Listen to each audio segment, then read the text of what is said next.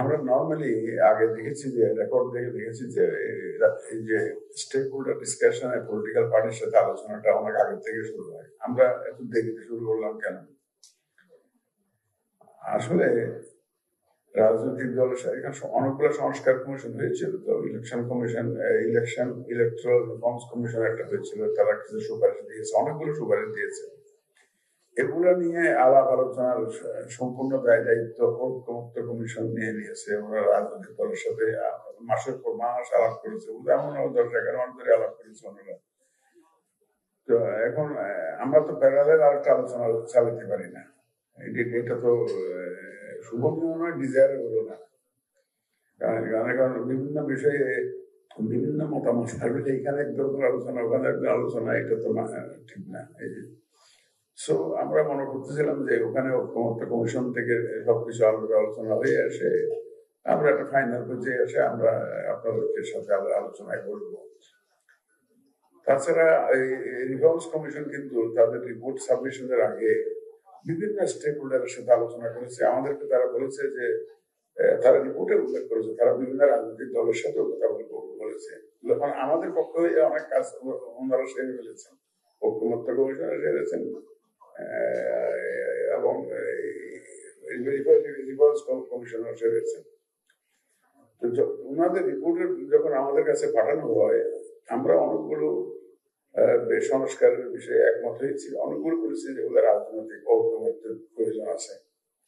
কারণ আমরা এখানে দ্বিমত দেখেছি, আমাদের সাথে যখন বিভিন্ন দল দেখা করতে এসছে, এক দল বলে এইরকম আর উল্টাটা বলে, আমি দেখলাম যে না, এখানে যেহেতু রাজনৈতিক একটা ডিফারেন্স অফ অপিনিয়ন আছে, এখানে একটা রাজনৈতিক ঐক্যমত্য প্রয়োজন আছে। এই জন্য অনেকগুলো বিষয়ে আমরা কমেন্টস দিয়ে সরকারকে জানিয়েছি যে এই বিষয়ে এই সংস্কারের প্রস্তাব আসছে, আমরা মনে করি এগুলাতে রাজনৈতিক ঐক্যমত্য প্রয়োজন। এখন ওখানে কি আলোচনা হয়েছে না হয়েছে আমাদেরকে তার পার্টি এবং ঐক্যমত্য কমিশনের নিয়ে বেসিসে জুলাই সমাজ ইত্যাদি আপনারা সবই জানেন, আপনারা এখানে অংশগ্রহণ করেছেন। আর রাজনৈতিক নেতৃবৃন্দ ওখানে আলোচনার মধ্যেই ব্যস্ত ছিলেন, যারা আমাদের সাথে বলবেন তারা সবাই দিলাম যে ওখানে ব্যস্ত ছিলেন। আর বাংলাদেশের রাজনৈতিক বাস্তবতা এবং নির্বাচনের গুরুত্ব সম্পর্কে বুঝে গেলে আমি আপনাদেরকে বলি, আমার সাথে আপনারা ভালো বুঝেন, কারণ আপনারা মেইন প্লেয়ার। আমি তো জীবনে কোনোদিন রাজনীতি করি নাই, এইটা আপনাদের সাবজেক্ট, এটা আপনাদের মিশন, আপনাদের ভিশন, আপনাদের প্রফেশন, আপনাদের কাজে আপনারা আমাদের ভালো জানেন। আমরা কিছুটা ডিপ্লোমেসি বুঝি, কিন্তু পলিটিক্স বুঝি না। কিন্তু যেহেতু সরকারি চাকরি করতে গিয়ে পলিটিশিয়ানদের সাথে থাকতে হয়েছে, পলিটিশিয়ানদের সাথে ডিল করতে হয়েছে, পলিটিশিয়ানদের সাথে কাজ করতে হয়েছে, সেই হিসাবে অনেক পলিটিক্যাল ইস্যুর মধ্যে একটু রক্ত করতে পেরেছে। আপনাদেরকে এখানে আমন্ত্রণ জানানোর মূল পারপাসটা হচ্ছে যে আপনাদের আসন্ন জাতীয় সংসদের নির্বাচনটা হবে, এই নির্বাচনে আপনাদের কাছ থেকে কিছু মূল্যবান পরামর্শ চাওয়া, এটা একটা গুরুত্বপূর্ণ।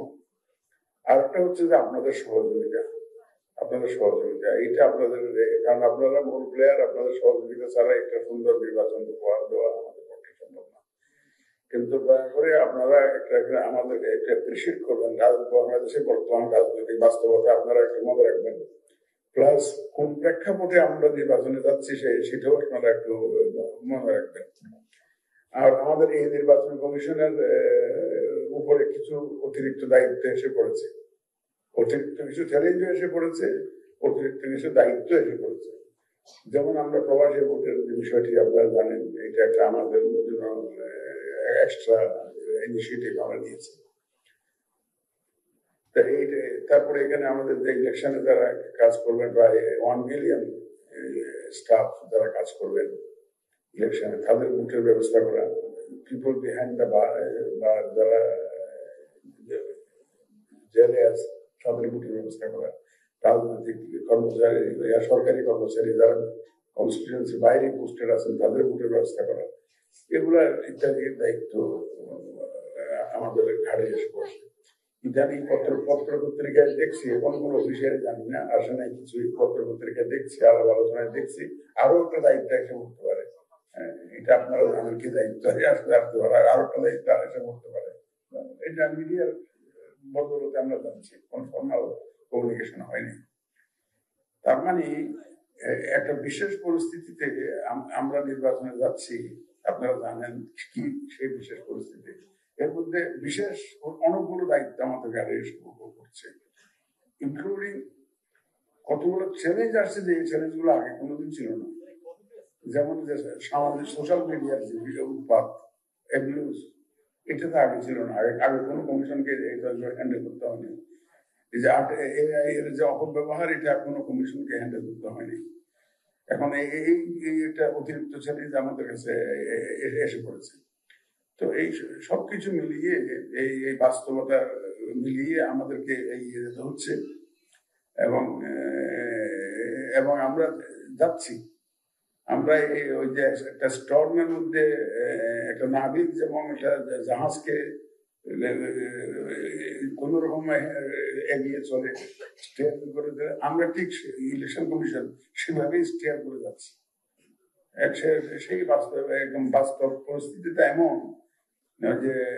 যে অনেকগুলো মেজর চ্যালেঞ্জেস আমাদের সামনে উপস্থিত হন, এগুলোকে আমরা ট্যাকল করে পর্যন্ত সাকসেসফুল ইনশাল্লাহ আমরা এসছি এবং এই মোকাবিলা করে এসছি, এবং ইনশাল্লাহ ভবিষ্যতে আপনাদের সহযোগিতা নিয়ে আমরা সব চ্যালেঞ্জ আমরা উতরিয়ে যাবো ইনশাল্লাহ। এবং একটা সুন্দর নির্বাচন দেওয়ার জন্য আমরা প্রতিশ্রুতিবদ্ধ। সেই প্রতিশ্রুতি তখনই আমাদের পক্ষে ডেলিভার করা সম্ভব হবে, আমার কমিটমেন্ট ফুলফিল করা সম্ভব হবে, যখন আমরা একটা সুন্দর নির্বাচন দিতে পারবো।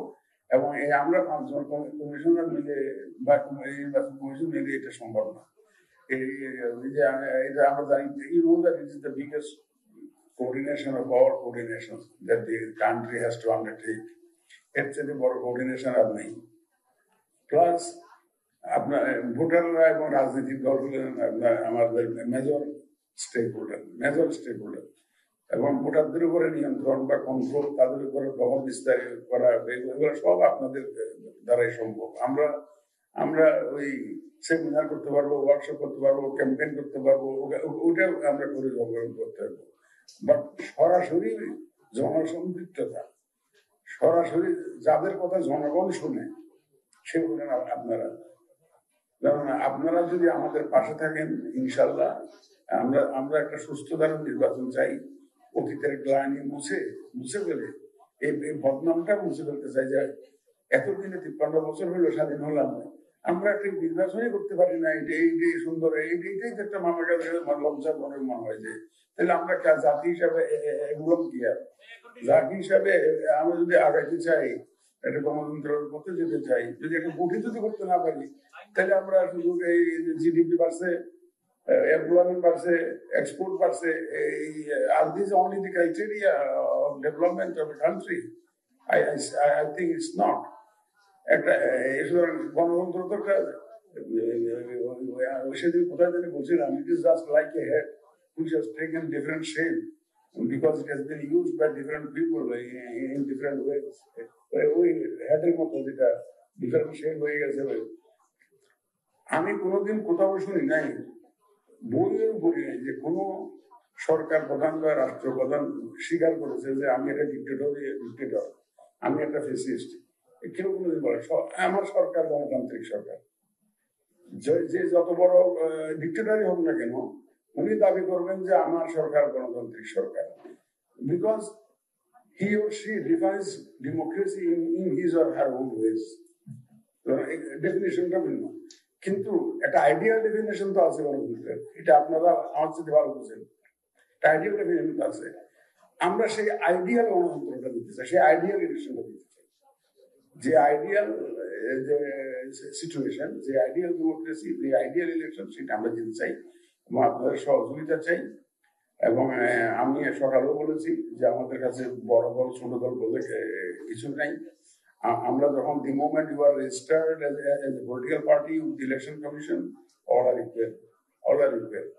আমার কাছে কোনো ছোট ডেফিনেশন কি, বড় ডেফিনেশন কি, আমার কাছে তো সেই কোনো ডেফিনেশন নেই। আমার কাছে ম্যাটার করে whether the party is registered with EC or not. If it is registered bus it's okay. আমরা সেভাবে আমরা দাওয়াত করেছি। তো আমরা আপনাদের মূল্যবান পরামর্শ চাই এবং আপনাদের পরামর্শ অনুযায়ী আমরা আগাবো। একটা কথা বলে রাখি, 3 দিন আগে আমরা এই যে কন্ডাক্ট রুলসটা পেলেও এই কন্ডাক্ট রুলসটা বানানোর সময়, বের করার সময় আমরা ওয়েবসাইটে দিয়েছিলাম। অনেকদিন ওয়েবসাইটে ছিল এটা। অনেক দল লিখিতভাবে আমাদেরকে পরামর্শ দিয়েছে, অনেক সংস্থা আমাদেরকে লিখিতভাবে পরামর্শ দিয়েছে। And we are thankful to them, and we have accommodated many suggestions given by many parties and also different organizations. আমরা অনেকগুলো কিন্তু অ্যাকোমোডেট করেছি, ওইটা ওয়েবসাইটে দিয়েছিলাম আমরা কন্ডাক্ট রুলসটা। এখন আমরা ফাইনালাইজ করেছি। আপনারা দয়া করে এইটা একটু পড়বেন, পরে এখন ওয়াইড সার্কুলেশন আমরা করবো, আমরাও আমাদের তরফ থেকে করবো, আপনারাও আপনাদের দলীয়ভাবে সবাইকে এভার করবেন যাতে এটা মেনে চলে।